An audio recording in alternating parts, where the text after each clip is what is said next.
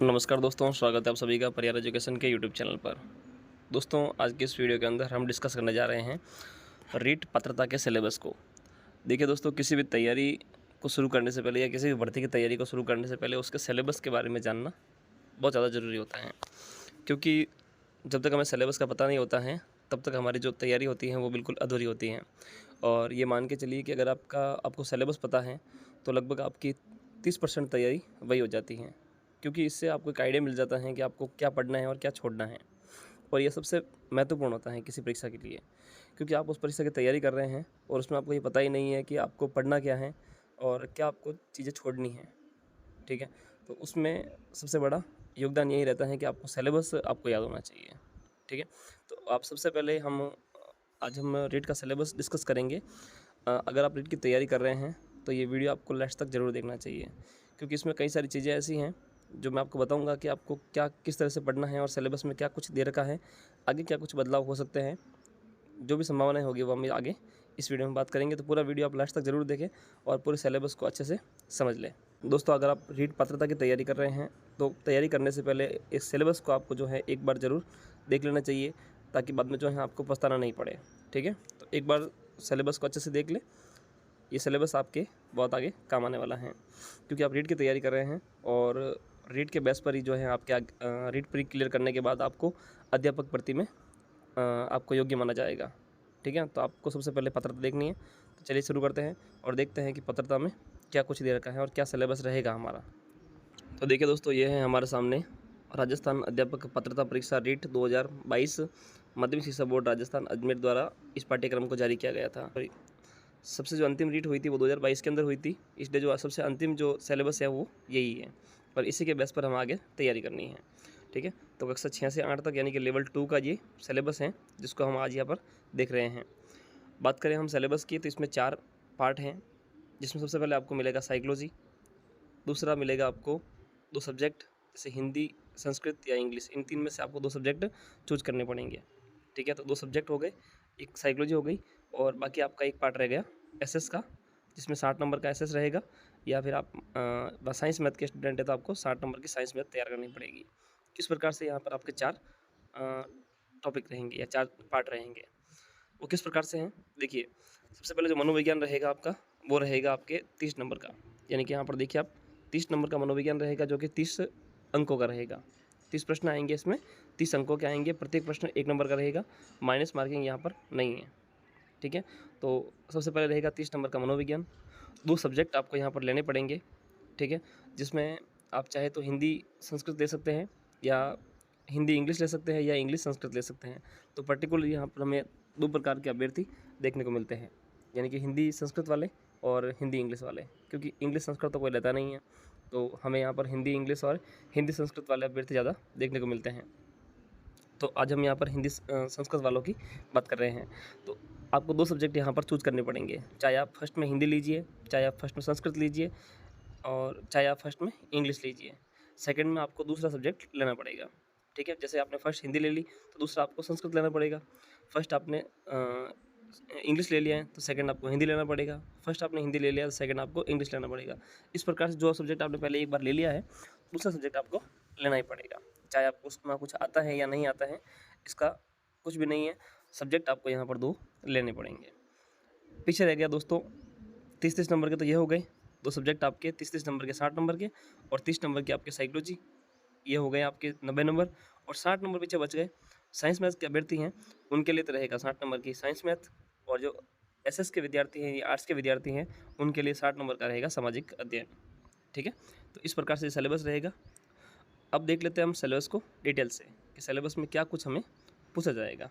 तो देखिए, ये हम सबसे पहले देख रहे हैं यहाँ पर साइकोलॉजी, जिसमें मनोविज्ञान के अंदर हमें क्या कुछ पूछेंगे। देखिए, ये पार्ट 4 खंड होते हैं इसमें। सबसे पहला खंड है ये, इसमें बाल विकास और शिक्षण विधियों के बारे में पूछेंगे हमें। क्या क्या रहेगा इसमें?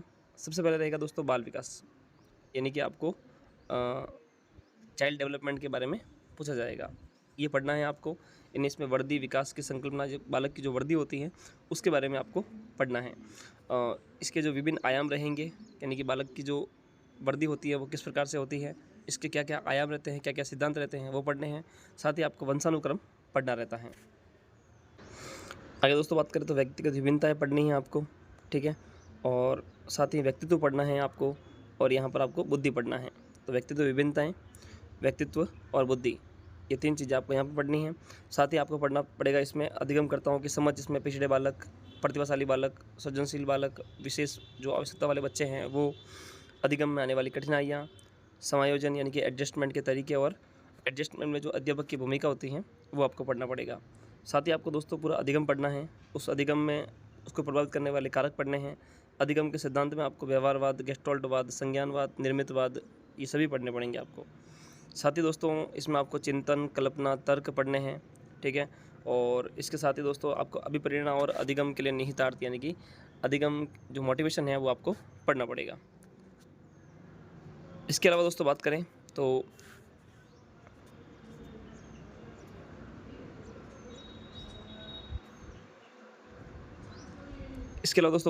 तो शिक्षण अधिगम की जो प्रक्रिया हैं उसमें आपको NCF 2005 पढ़ना पड़ेगा, यानी कि नेशनल कैरिकुलम फ्रेमवर्क, यानी कि राष्ट्रीय पाठ्यचर्या रूपरेखा 2005 आपको पढ़ना पड़ेगा। इसके साथ ही आपको मापन, मूल्यांकन और आकलन पढ़ना है, और उपलब्धि परीक्षण पढ़ना पड़ेगा। साथ ही क्रियात्मक अनुसंधान है इसके अंदर, और RT 2009, इसमें अध्यापक की भूमिका और दायित्व आपको पढ़ना है, ठीक है। तो ये कुछ चीज़ें हैं जो कि साइकोलॉजी के अंतर्गत हमें पढ़नी है। 30 नंबर की साइकोलॉजी रहेगी और 30 अंकों की रहेगी, इसमें माइनस मार्किंग नहीं है, तो इस प्रकार से हमें ये पढ़ना पड़ेगा। तो दोस्तों अब अगर आपने लेवल फर्स्ट में हिंदी ले रखा है, अगर आपने जो भाषा फर्स्ट है उसके अंदर हिंदी ले रखा है, तो उसमें भी आपको 30 प्रश्न के 30 अंक मिलेंगे, यानी कि एक प्रश्न 1 नंबर का रहेगा। साइकोलॉजी में हमने देखा था कि वहाँ पर 30 प्रश्न थे 30 नंबर के, इसी प्रकार से फर्स्ट जो सब्जेक्ट रहेगा उसमें आपके 30 नंबर के 30 प्रश्न रहेंगे, ठीक है। और लेवल 2 के लिए हैं, ये खंड 2 हैं। पहला खंड था साइकोलॉजी का, और ये सेकंड खंड है जिसमें बस फर्स्ट लैंग्वेज लेनी पड़ेगी आपको, और यहाँ पर फर्स्ट लैंग्वेज के तौर पर हम हिंदी को समझ रहे हैं, ठीक है। देखिए यहाँ पर आपको एक अपठित गद्यांश मिलेगा, जिसमें आपको ये टॉपिक मिलेंगे, जो ये कॉमन टॉपिक है, और जिस भी एग्ज़ाम की आप तैयारी करते हैं उसमें लगभग हिंदी जहाँ पर रहती हैं ये कॉमन टॉपिक आपको मिलते ही हैं। तो कौन कौन से हैं देखिए, तत्सम, तद्भव, देशज, विदेशी शब्द, पर्यायवाची, विलोम शब्द, इकार्थी शब्द, उपसर्ग, प्रत्यय, इसी के साथ संधि और समास, संज्ञा, सर्वनाम, विशेषण, विशेष्य, अवयव, वाक्यांश के लिए एक शब्द, और शब्द शुद्धि, ठीक है। इसके अलावा आपको एक अपठित गद्यांश और मिलेगा, जिसमें आपको वचन, काल, लिंग ज्ञात करना, इसी के साथ आपको दोस्तों राजस्थानी हिंदी के शब्द रूप, यानी कि राजस्थानी जो शब्द हैं उसके हिंदी रूप आपको यहाँ पर पढ़ने को मिलेंगे, ठीक है, ये पढ़ना पड़ेगा आपको। इसके साथ दोस्तों आपको पढ़ना पड़ेगा वाक्य रचना, वाक्य के अंग, वाक्य के प्रकार, पदबंध, मुहावरे, लोकोक्तियाँ और विराम चिन्ह, ठीक है। तो ये हो गए आपके हिंदी ग्रामर के टॉपिक, ठीक है, व्याकरण के टॉपिक। इसी के साथ आपको पढ़ना पड़ेगा आगे हिंदी की शिक्षण विधियाँ, ठीक है।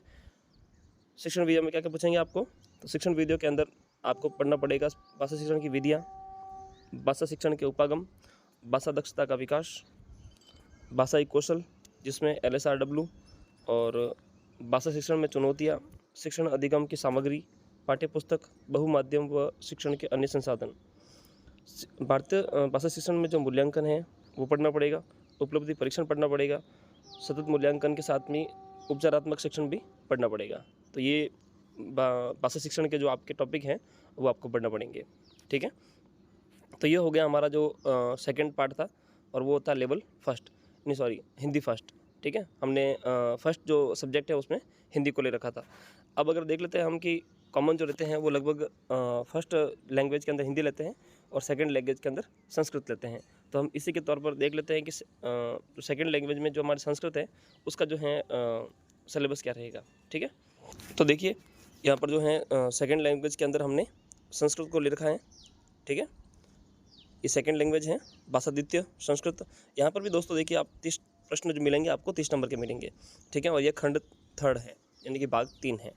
पहला भाग हो गया था साइकोलॉजी का, दूसरा हो गया था हिंदी फर्स्ट का, और ये हो गया सेकंड संस्कृत का, ठीक है। दूसरी लैंग्वेज हमने संस्कृत दे रखी है, ठीक है। इसमें आपको क्या क्या मिलेगा ये आप देख लीजिए एक बार। यहाँ पर दोस्तों एक अपठित गद्यांश मिलेगा, जिसमें क्या क्या पूछेंगे आपको, उसमें शब्द रूप, धातु रूप, कारक, विभक्ति, उपसर्ग, प्रत्यय, संधि, समास, लकार, सर्वनाम, विशेषण, विशेष्य, लिंग और अवयव, इनसे संबंधित आपको प्रश्न मिलेंगे। साथ में ही एक अपठित पद्यांश मिलेगा, जिसमें राजस्थानी इतिहास, कला, संस्कृति से संबंधित हमें प्रश्न पढ़ने को मिलेंगे। ठीक है, ये हमें पढ़ना पड़ेगा। साथ ही हमें संधि, समास, कारक, प्रत्यय, छंद, अलंकार, विशेषण, विशेष्य और लिंग संबंधी प्रश्न, ये सभी हमें संस्कृत के अंदर पढ़ने हैं। इसी के साथ दोस्तों हमें पढ़ना पड़ेगा संख्या ज्ञान, समय ज्ञान, माहेश्वर सूत्र से संबंधित प्रश्न। ठीक है, और इसी के साथ में हमें पढ़ना पड़ेगा संस्कृत अनुवाद, स्वर, व्यंजन, उच्चारण, स्थान, वाच्य परिवर्तन जो कि लट लकार का है, और अशुद्धि संशोधन और संस्कृत की सूक्तियाँ। ठीक है, ये एक संस्कृत साहित्य का पाठ है, संस्कृत की सूक्तियाँ, यह हमें जो है संस्कृत के अंदर पढ़ना है। साथ ही बात करें हम संस्कृत के शिक्षण विधियों की, तो इसकी शिक्षण विधियाँ क्या रहेगी? देखिए, इसमें भाषा शिक्षण की जो विधियाँ हैं वो, भाषा शिक्षण के जो सिद्धांत हैं वो, और संस्कृत के शिक्षण के अभिरुचि प्रश्न, ये भी आपको पढ़ने हैं। साथ ही संस्कृत भाषा के जो कौशल हैं, श्रवण, संभाषण, पठन और लेखन, ये संस्कृत शिक्षण के अधिगम जो साधन है वो, और संप्रेषण साधन और पाठ्यपुस्तक। संस्कृत भाषा शिक्षण के मूल्यांकन संबंधी प्रश्न, और मौखिक लिखित प्रश्नों के प्रकार, और सतत मूल्यांकन, उपचारात्मक शिक्षण। ठीक है, तो इस प्रकार से जो है आपको सेकंड लैंग्वेज संस्कृत के अंदर सेकंड जो आपकी लैंग्वेज है उसके अंदर संस्कृत के अंदर आपको ये टॉपिक पढ़ने हैं। ये आपका सिलेबस उस संस्कृत में रहेगा। अब दोस्तों कई सारे अभ्यर्थी हैं जिनके बात करें हम तो वो साइंस मैथ से हैं, तो उनका जो चौथा पार्ट है वो साइंस मैथ से संबंधित है, और काफ़ी सारे अभ्यर्थी हैं जिनका एसएस से हैं, यानी कि सामाजिक अध्ययन से हैं। ठीक है, तो हम देख लेते हैं यहाँ पर सामाजिक अध्ययन से संबंधित बाकी जो सब्जेक्ट हैं जिसमें आपके साइंस मैथ भी हैं, और काफ़ी सारे अभ्यर्थी साइंस मैथ के हैं, तो उनके लिए एक नया वीडियो बना दूंगा मैं, जिसमें आपको साइंस मैथ से संबंधित सारा सिलेबस मिल जाएगा। ठीक है, तो फिलहाल आप देख लीजिए सामाजिक अध्ययन से संबंधित, क्योंकि इसके काफ़ी सारे अभ्यर्थी हैं, और इसको एक बार हम डिस्कस कर लेते हैं। देखिए, ये चौथा पार्ट है। ठीक है, खंड 4, इसमें सामाजिक अध्ययन जो हमारा शीर्षक है, इसमें 60 प्रश्न मिलेंगे आपको, 60 अंकों के। देखिए, साइकोलॉजी में 30 नंबर के थे, 30 प्रश्न। लैंग्वेज फर्स्ट में हिंदी में थे हमारे 30 प्रश्न 30 अंकों के, और लैंग्वेज सेकंड जो संस्कृत थी उसके अंदर थे हमारे 30 प्रश्न 30 अंकों के, और यहाँ पर जो सामाजिक अध्ययन है इसके अंदर रहेंगे हमारे 60 प्रश्न 60 अंकों के। तो इसका भी एक बार सिलेबस देख लेते हैं डिटेल से कि क्या कुछ इसमें पूछेंगे हमसे। देखिए, इसमें देखो दोस्तों पूछा जाएगा हमसे भारतीय सभ्यता और संस्कृति और समाज। इसके अंदर क्या रहेगा? सिंधु घाटी सभ्यता, वैदिक संस्कृति, जैन और बौद्ध धर्म, और महाजनपद काल। ठीक है, आगे रहेगा दोस्तों मौर्य और गुप्त साम्राज्य, गुप्तोत्तर काल। इसके अंदर पूछेंगे हमसे भारतीय राजस्थान का इतिहास, राजनीतिक इतिहास और प्रशासन, भारतीय संस्कृति के प्रति योगदान, भारत का 600 से 1000 ईस्वी और बृहत्तर भारत।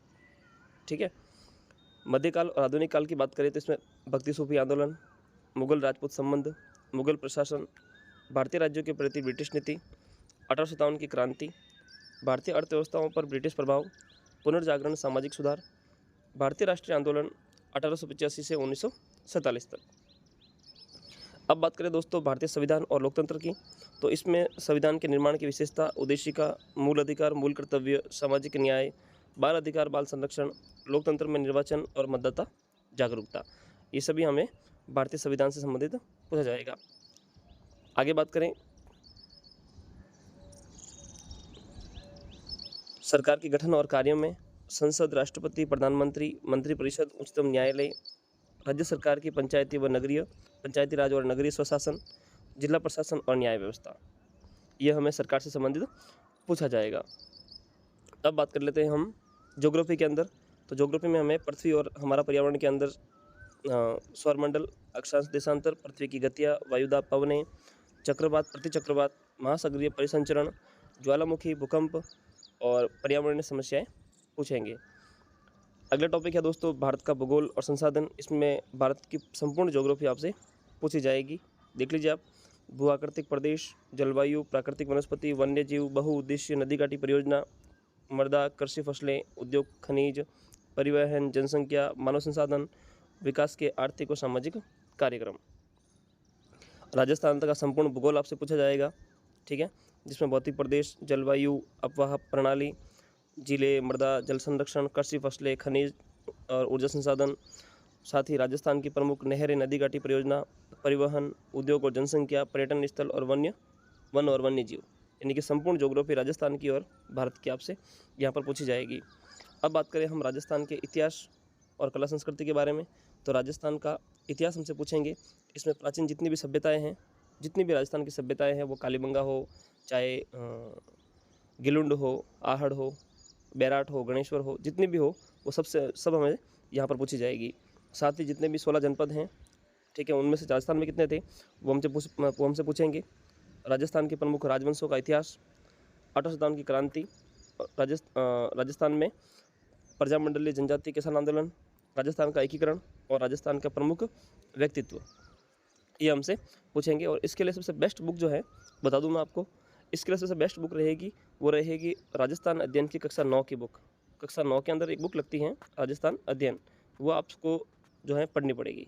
वो बहुत ही शानदार बुक है और उसमें से लगभग आपको 90% सवाल आपको वहीं से मिल जाएंगे।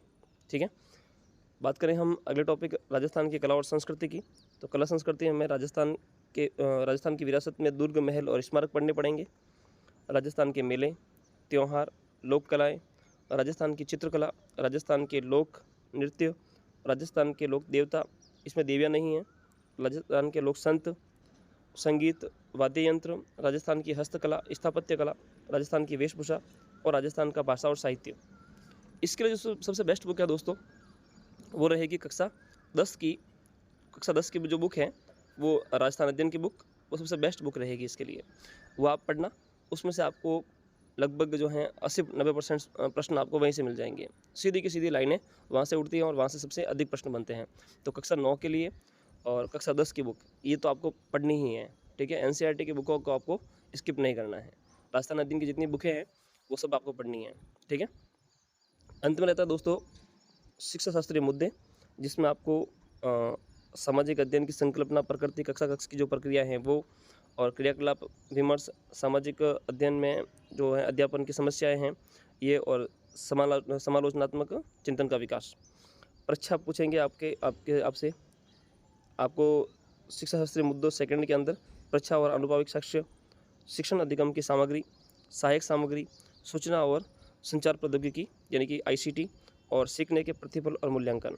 ठीक है, तो ये कुछ जो सिलेबस था सामाजिक अध्ययन का, रीट का हमने संपूर्ण सिलेबस देखा है, जिसके अंदर हमने 150 प्रश्नों पर 150 अंकों के जो 150 प्रश्न आपके होंगे वो संपूर्ण हमने सिलेबस यहाँ पर देख लिया है। और भी कोई आपको डाउट हो तो आप हमें कमेंट कर देना, आपका कोई भी डाउट होगा हम सॉल्व करने की पूरी कोशिश करेंगे। साथ ही दोस्तों आपको अगर और भी कोई सिलेबस चाहिए पर्टिकुलर, यानी कि आप अगर साइंस मैथ से हैं तो आप हमारी प्लेलिस्ट के अंदर, जिसमें आपको रीड सिलेबस के नाम से प्लेलिस्ट मिल जाएगी चैनल के अंदर, वहाँ से जाकर आप पूरा सिलेबस देख सकते हैं। संपूर्ण सिलेबस यानी कि एक एक टॉपिक का सिलेबस, एक एक सब्जेक्ट का सिलेबस हमने बना, वहाँ से जाकर आप उन सिलेबस को देख सकते हैं। ठीक है, और भी कोई डाउट हो आपको, और भी कोई जानकारी चाहिए तो आप हमें कमेंट करें, आपको हर एक सवाल का जवाब देने की कोशिश करेंगे।